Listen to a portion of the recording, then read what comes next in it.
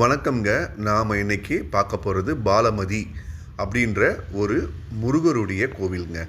இந்த கோவிலுக்கு நம்ம ஆற்காட்டு வழியாகவும் வரலாம், ஆற்காடு காவனூர் வழியாகவும் வரலாம். வேலூரில் இருந்துட்டு சாய்நாதபுரம் ஓட்டேரி வழியாக முத்துரங்கம் ஆர்ட்ஸ் காலேஜ் வழியாகவும் வரலாங்க. மிக அருமையான ஒரு முருகர் கோவில். இந்த கோவில் ஒரு சிறிய குன்று மேலே, இந்த இந்த ஏரியா ஃபுல்லாகவே பார்த்திங்கன்னா நல்ல மலையோ குன்றுமாக இருக்கும். இதை நிர்மாணித்த சாது ஒருவர் சில வருடங்களுக்கு முன்னாடி காலமாயிட்டு அவருடைய நினைவு சமாதி இங்கே இருக்குது. அந்த சமாதிக்கு மேலே பாருங்கள், இந்த இடத்த தான் காட்ட போகிறோம். ராஜகோபுரத்தோட முருகர் கோவில் இருக்குது. அது பக்கத்துலேயே ஒரு மிகப்பெரிய லிங்கத்தை பிரதிஷ்டை பண்ணியிருக்காங்க.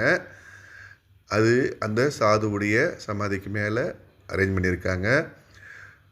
இந்த இடம் மலைகள் சூழ்ந்து இருக்கிறதுனால மிக ரம்மியமான ஒரு சூழ்நிலை இருக்குது. நல்லா இருக்குது. இங்கே பாருங்கள், நம்ம வேலூர்லேருந்து வர்றப்போ சாய்நாதபுரம் அந்த பக்கம் வர்றப்போ இந்த மலைப்பாதையை பாருங்கள்.